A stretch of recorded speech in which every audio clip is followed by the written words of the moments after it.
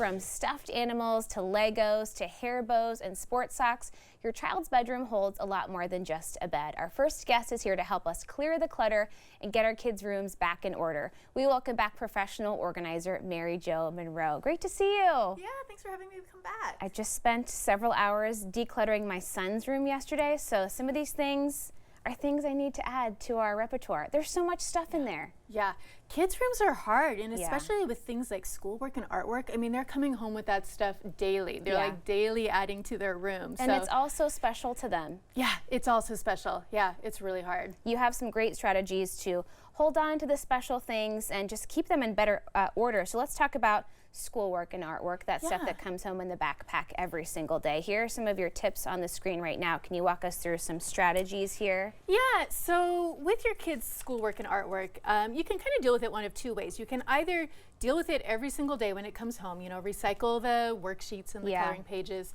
and then you know, put it into a scrapbook case, or you can wait till the end of the year, summer's coming up, and do it in just one big go through. Okay.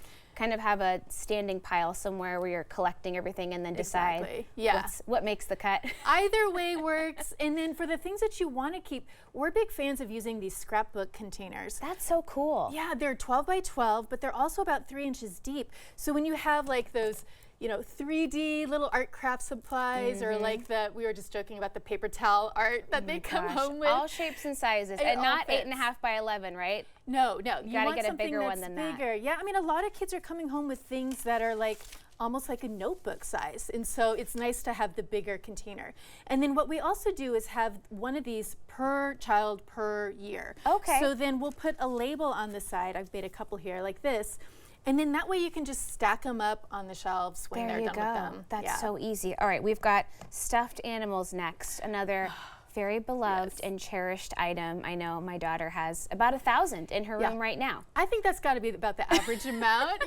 And it's so hard because kids don't want to throw out anything with eyes on it. I have noticed it's like they secretly think it's alive. Yeah, they're special friends. Yeah, so we're big fans of using this over-the-door stuffed animal holder. This is cool. Let's hold it up so we can get a little visual of because it vertical storage. And it takes advantage of that space that's often not used, you know, that back of the door space. Sure. And it keeps the animals accessible for the kids, but it also gets them up off the ground. And it also helps you actually see what you have, because we all know when you don't see it, you don't use it. That's right. And then it gets unearthed one day, and you're trying to maybe make a donation or pass something along, and your kid goes, oh my gosh, I love that bunny. I just forgot about her. I want to keep her now forever. Yep. Now you're like, oh no. Well, that is one thing we tell parents is that once you have the stuffed animal hanger full, you need to practice the 1 in, 1 out rule, which means you can't add any more stuffies until you give one away. That's good. I have that rule for my own closet, so it should work for my daughter's It works in a variety of situations. It really does. Okay, let's talk about all the accessories. Hair bows, clippies, jewelry, all the fun things. Yeah, so this is the kind of stuff that oftentimes when we're working in a child's bedroom, this is what's cluttering up their dresser top and their nightstand. It's all that little tiny stuff.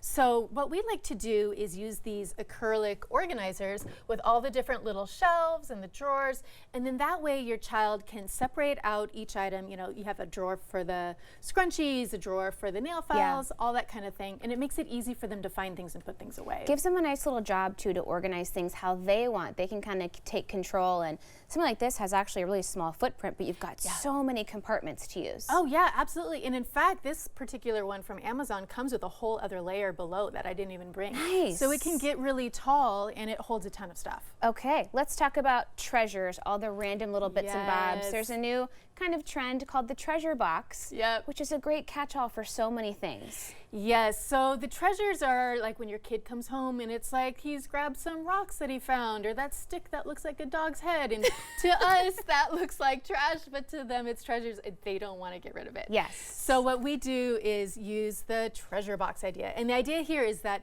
each child gets their own treasure box, and you can put this maybe on their dresser top where all that clutter piles up. Yes. And then they can put it in the treasure box, and again with the stuffed animals, once the box is full, it's that 1 in, 1 out rule. Okay, there you go. Got to throw some stuff out before you add more. This is an example of a really cool, stylish one. We've got just plastic ones for my kiddos. They look like little caboodles or tackle boxes. Yeah. I put some stickers with their names on them. Yeah, that's great. I absolutely love putting stuff in there, and it's all those teeny tiny things Yeah. That really shouldn't go anywhere.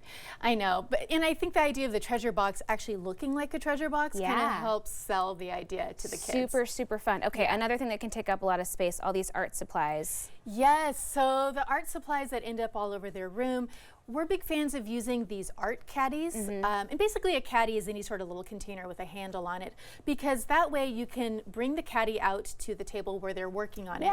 But then when it's time for supper, time to put things away, it's easy to just put everything back into the caddy, grab the whole thing and put it back in a cabinet someplace. And you can get a bunch of these different colors, different styles, and keep just about anything in there, art supplies or not. You really can, and we advocate getting one per child again, so then that way they're not arguing over who the scissors belong to. That helps a lot. Yeah. Let's talk about clothes and shoes. That's another tough one that a lot of us struggle with all the time.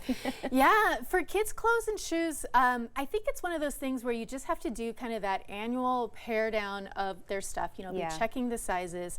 The good thing about that is that's an easy thing that you can start teaching your kids to organize, because all they have to do is just check the size on their clothes, and if it's not their size that they're wearing, you know, they can put it in the get rid of pile. So it's an easy way to start teaching your kids how to maintain their collection. And it helps you too from all those mornings going through the drawers and you're wait a minute, nothing fits, but I don't have any clean laundry to put you in. What have I done? Right. Save yourself that headache before school. Exactly. Great stuff. Thank you so much. It was great to see you. Thanks so much for having me back on. Of course. And we'll have more information on our website at katu.com.